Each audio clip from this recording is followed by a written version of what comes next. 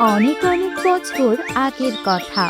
হরিপুর নামে একটি গ্রামে বাস করত টুনি নামের একটি পাখি।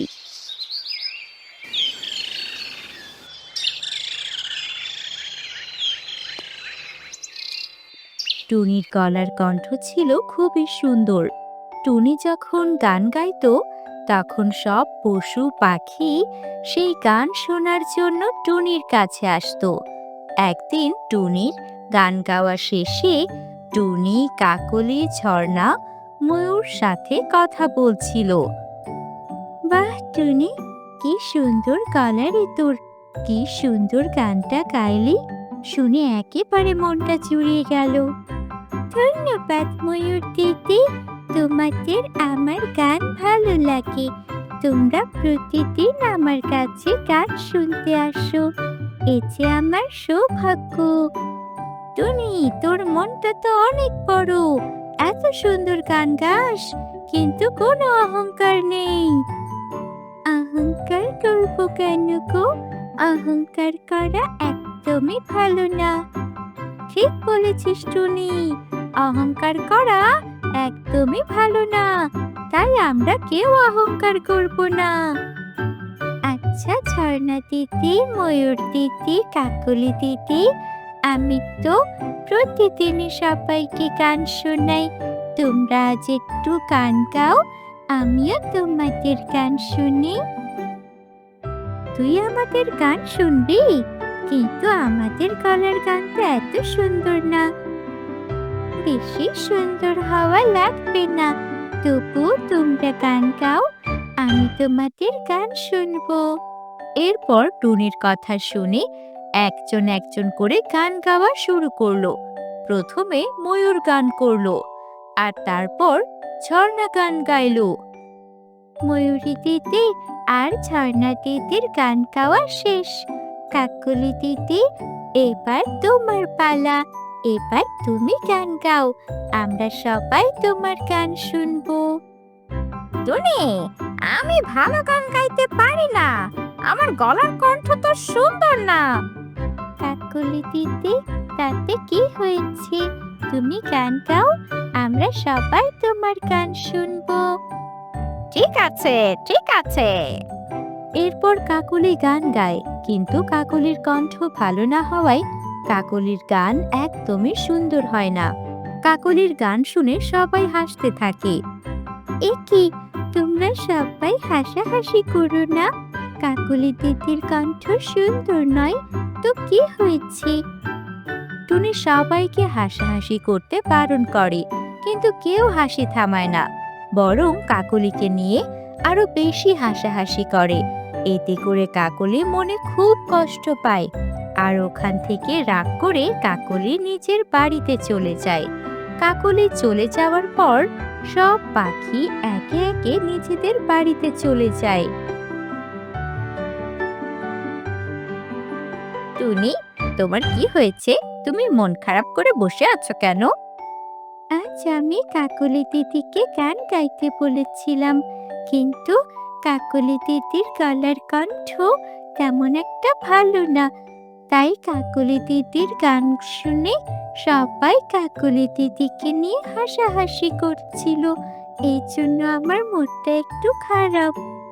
তুমি চিন্তা করো না, কাকলি দিদি তোমার উপর রাগ করবে না। তারপরেও আমাকে কাকলি দিদির কাছ থেকে ক্ষমা চাইতে হবে, কারণ আমি তাকে গান গাইতে বলেছিলাম। আগামীকাল আমি কাকলি দিদির কাছে ক্ষমা চেয়ে নেব। সেই ভালো। কি হয়েছে কাকলি, তুমি কাঁদছ কেন? আমি কাঁদছি টুনির জন্য। টুনি আজ সবার সামনে আমাকে অপমান করেছে। আমি ভালো গান গাইতে পারি না, আমার কণ্ঠ তেমন একটা ভালো না, এই কারণে টুনি সবার সামনে আমায় অপমান করেছে। তোমার কণ্ঠ ভালো না, এতে তোমার কি দোষ? টুনি তোমাকে অপমান করে একদমই ঠিক করেনি। হ্যাঁ, টুনি আমায় অপমান করে একদমই ঠিক করেনি। টুনির কণ্ঠ সুন্দর, খুব সুন্দর, তাই টুনির খুব অহংকার। তাহলে তুমি এখন কি করবে? আমাকে কিছু একটা করতে হবে। আমি টুনির অহংকার ভেঙে চুরচুর করে দেব। আমার মাথায় একটা বুদ্ধি এসেছে। টুনির সুন্দর কণ্ঠ নিয়ে খুব অহংকার, তাই না? আমি টুনিকে এমন একটা ওষুধ খাইয়ে দেব যাতে টুনির কণ্ঠ আমার মতো খারাপ হয়ে যায়। তারপর দেখব টুনি কিভাবে অহংকার করে। বুদ্ধিটা তো ভালোই। তাহলে আমরা কাল সকালে ওষুধ কিনতে যাব। এরপর কালু আর কাকুলি রাতে ঘুমিয়ে পড়ে। পরের দিন সকালবেলা কালু আর কাকুলি কবুতরের দোকানে যায় টুনির গলা খারাপ করার ওষুধ কিনতে।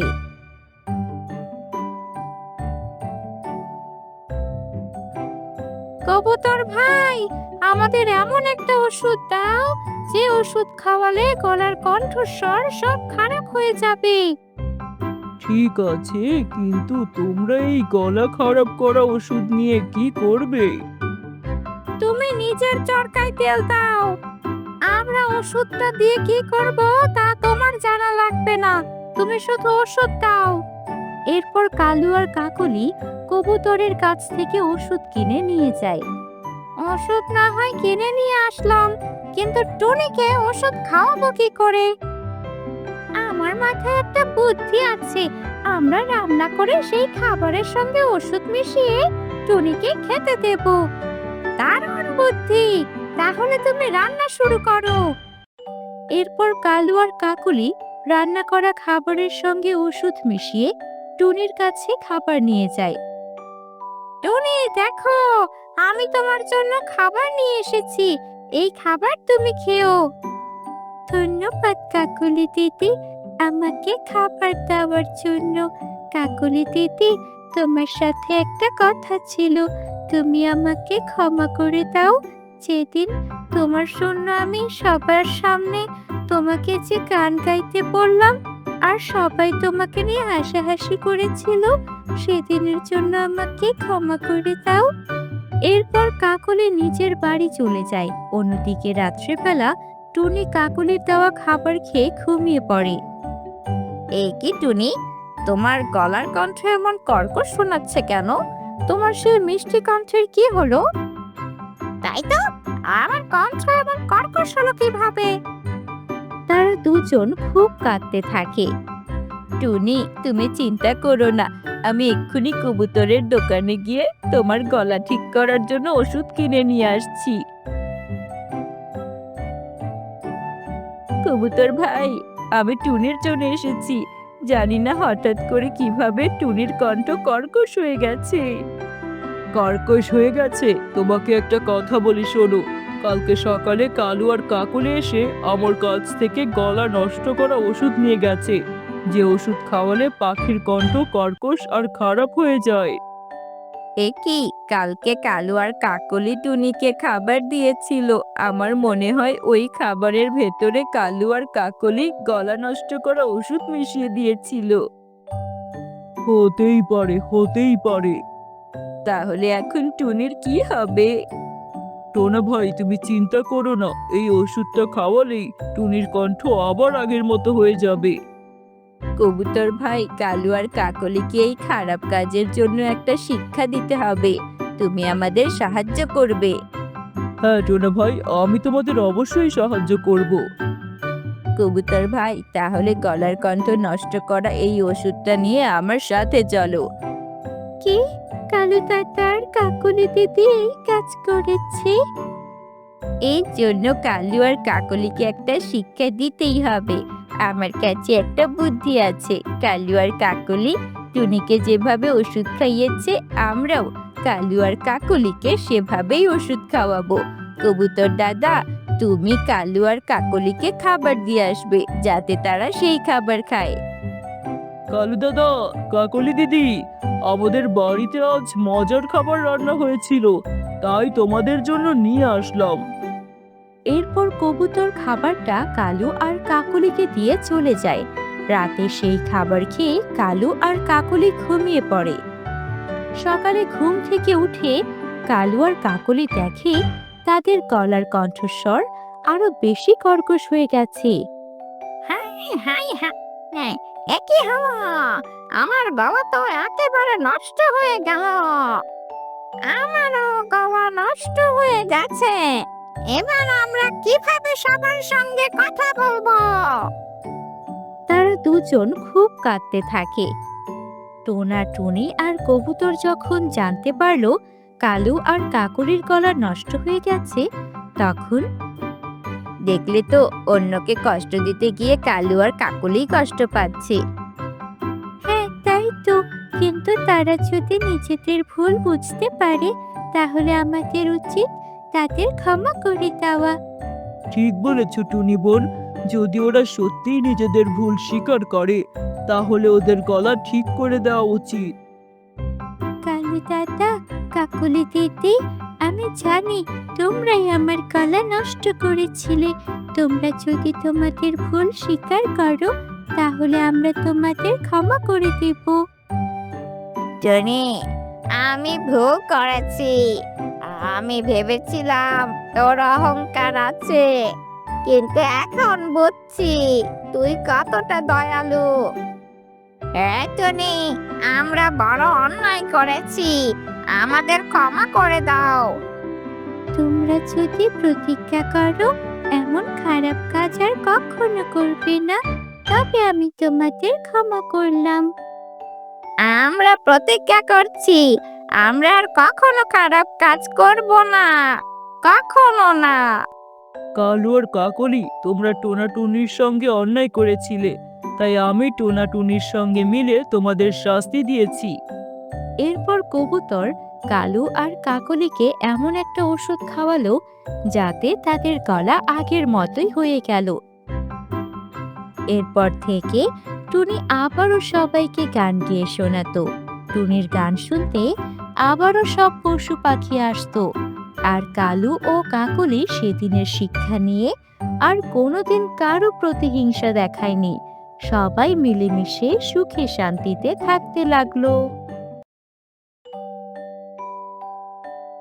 টুনির হীরের জামা। অনেকদিন আগের কথা। দূরের এক জঙ্গলে ছিল জোড়া পাখি জঙ্গল। এই জঙ্গলে ছিল হাজারো রঙের পাখি, ঝিরিঝিরি ঝর্ণার গান আর ছোট্ট ছোট্ট গাছ ঘেরা পাখির বাসা। এই জঙ্গলের এক কোনায় এক গাছতলায় কুঁড়ে ঘরে থাকতো টুনি আর তার ছোট্ট মেয়ে তুলি। টুনির স্বামী তাকে ছেড়ে অন্য পাখির সঙ্গে সংসার পেতেছে। এখন টুনি নিজেই সংসারের বোঝা টানে। অভাব অনটনের মধ্যেও পাখির বাসা। এই জঙ্গলের এক কোনায় এক গাছতলায় কুঁড়ে ঘরে থাকতো টুনি আর তার ছোট্ট মেয়ে তুলি। টুনির স্বামী তাকে ছেড়ে অন্য পাখির সঙ্গে সংসার পেতেছে। এখন টুনি নিজেই সংসারের বোঝা টানে। অভাব অনটনের মধ্যেও টুনি হাসি মুখে পশু পাখির জামা সেলাই করে চলে। তার স্বপ্ন একটাই, তুলিকে সে অনেক বড় বানাবে। এই সেলাইটা যদি ঠিকমতো শেষ করি, তাহলে কাল ছোট্টর বিয়েতে ওর জামা দিতে পারবো। তুই জানিস তুলি, তোর জন্য একদিন এমন জামা বানাবো যেই জামা সম্পূর্ণ গোলাপ দিয়ে ঘেরা থাকবে। মা, তুমি সব পারো, আমিও তোমার মতো জামা বানানো শিখবো। আমি চাই আমার জামাগুলো হীরা মুক্ত নয়, গোলাপ দিয়ে সাজানো থাকবে। এদিকে বিয়ের ধুম চলছে ঈগল রাজ পরিবারে। মহারাজা ঈগল তার একমাত্র মেয়ের জন্য বিশেষ রাজকীয় জামা আনিয়েছেন, যাতে বসানো আছে হীরার টুকরা, মুক্তা আর এক ধরনের জাদুকরি সোনালী সুতো। মহারাজা ঈগল তার মেয়ের বিয়ে নিয়ে অনেক উচ্ছ্বসিত। এই জামা শুধু জামা নয়, এটা আমার রাজ্যের গর্ব। আমার মেয়ের মান সম্মানের সঙ্গে জড়িয়ে আছে। আমি চাই না কেউ বলুক রাজকন্যার বিয়েতে জৌলুসের অভাব ছিল। এই জামার জন্য কতদিন ধরে অপেক্ষা করব, আর এতদিনে অপেক্ষা শেষ হলো। আমি বলেছিলাম না, কাকের হাতে এই জামাটা পাঠিও না।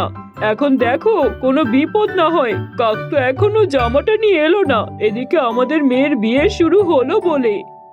এদিকে জামা নিয়ে পালিয়ে যাচ্ছে কালু কাক।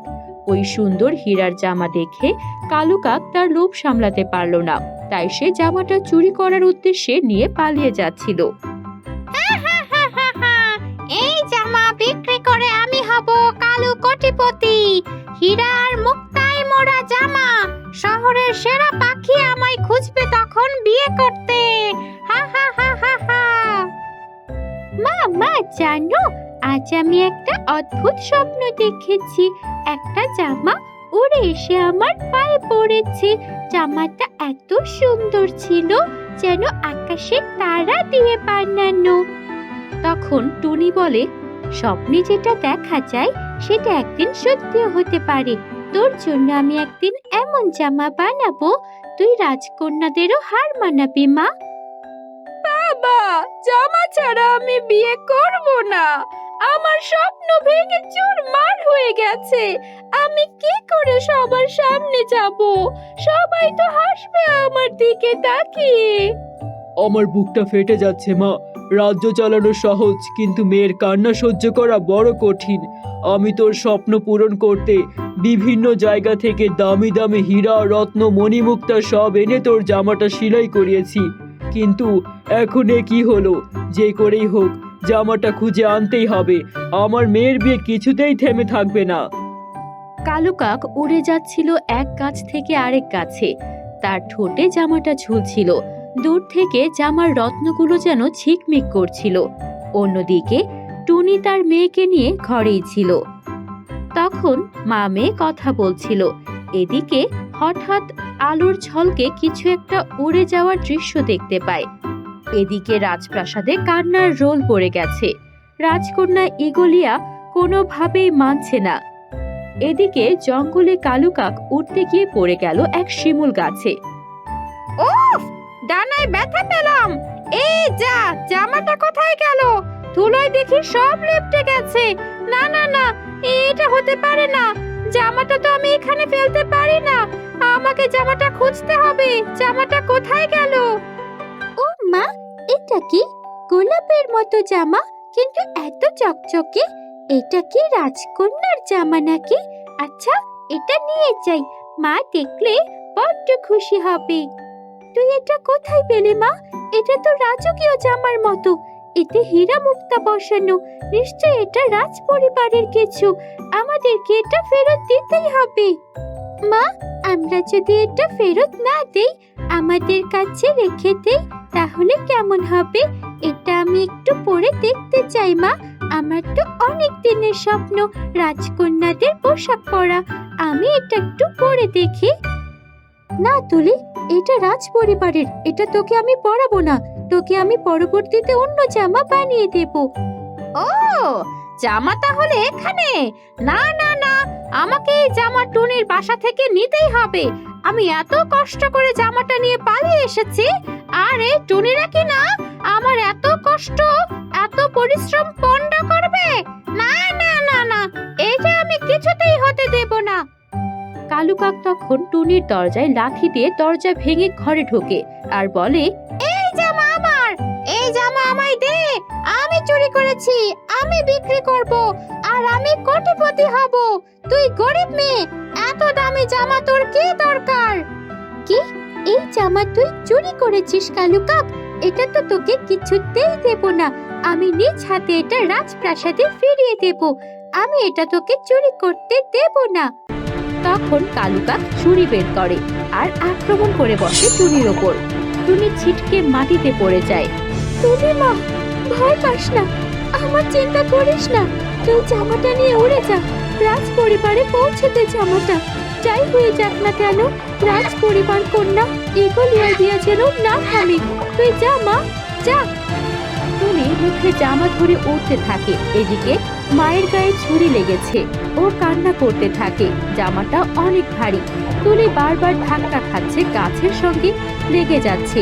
ওর ডানা কাঁপছিল, তবুও তুলি থামছে না। ওর ডানা কাঁপছিল। এদিকে তুলি যখন উড়ে যাচ্ছিল, মাঝপথে দেখা হয় রাজ পরিবারের মন্ত্রী প্যাঁচার সঙ্গে। প্যাঁচা তখন বলে, এই, তুই এই জামা কোথায় পেলি? হ্যাঁ, তুই এই রাজ পরিবারের জামা চুরি করেছিস, আর আমরা এতক্ষণ শুধু শুধু কালু কাককে এত কথা বললাম। তুই হচ্ছিস চোর। তোর মতো একটা গরিব পাখি তো চোর হবে। চোরের মেয়ে চোর, দে জামা। তোকে এখন রাজ পরিবারে বন্দি করা হবে। না না চাচা, আমি চুরি করিনি। আমার মা বলেছেন জামাটা ফেরত দিতে। আমার মা এখন এখনো রক্তে ভিজে পড়ে আছেন, আমাকে বিশ্বাস করুন। মন্ত্রী পেঁচা কোনোভাবেই তুলির কথা বিশ্বাস করলো না আর তুলিকে বন্দি করে প্রাসাদে নিয়ে এলো। এদিকে যাক বাবা, জামা চুরি করে ভেবেছিলাম কোটিপতি হব, কিন্তু এদিকে জামা তো চুরি করতে পারলাম না, বিপদটাও আমার ঘাট থেকে তুলির ঘাড়ে চলে গেল। ভালোই হলো, তুলি ফেসে গেল আমার অপরাধে, এবারও শাস্তি পাবে, টুনিও উচিত শিক্ষা পাবে, আমার কাছে খবরদারি করা না। এদিকে রক্তাক্ত টুনি শরীরে রক্ত মেখেই চলে আসে রাজপ্রাসাদে আর বলতে থাকে, আপনারা কি জামাটা পেয়েছেন? আমার মেয়ে তুলি, ও কি আপনাদের কাছে রাজপরিবারের জামাটা পৌঁছাতে পেরেছে?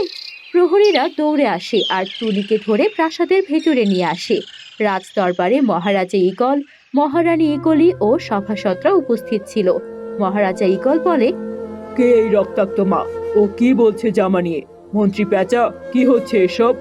মহারাজ, আমি ভুল করেছি, তুলি নামে ছোট্ট পাখিটিকে বন্দি করেছি না জেনে না শুনে। এই ছোট্ট পাখি নিজের কষ্ট না বুঝে হীরায় মোড়ানো জামা মুখে করে এনেছে, আর আমি কিনা ওকে অপরাধী ভেবে বন্দি করেছিলাম। এটা ছিল অন্যায়, আমাকে ক্ষমা করুন। প্রহরীরা, এখনই কালু কাককে খুঁজে আনো, ওর বিচার চাই। তুলি ও টুনিমা আমাদের রাজ্যের গর্ব, ওদের যা কষ্ট হয়েছে সব পুষিয়ে দিতে হবে। এদিকে কালুকাক ধরা পড়ে, তাকে রাজপ্রাসাদে বেঁধে টেনে আনা হয়। আমি ভুল করেছি, জামাটা চুরি করেছিলাম, আমি শুধু টাকার লোভে অন্ধ হয়েছিলাম, আমাকে ক্ষমা করুন মহারাজ, ক্ষমা করুন। তোর ক্ষমা পেতে হলে আগে তোর জায়গা হবে কারাগারে। তুই রাজ পরিবারের সম্মান নষ্ট করেছিস, তোর শাস্তি হবে কঠিন থেকে কঠিনতর। এদিকে তুলিকে মুক্ত করে আনা হয় আর টুনিকে চিকিৎসা করতে পাঠানো হয়। মা, আমি পারিনি, তুমি বলেছিলে জামা ফেরত দিতে, কিন্তু আমার কথা কেউ শুনলো না। আমি তো জামাটা ফেরত দিতেই এনেছিলাম, উল্টো ওরা আমাকে বন্দি করলো। তুই তো আমার বীর সোনা, তোকে নিয়ে আমি গর্ব করি, আজ তুই রাজ্যের সম্মান বাঁচিয়েছিস মা।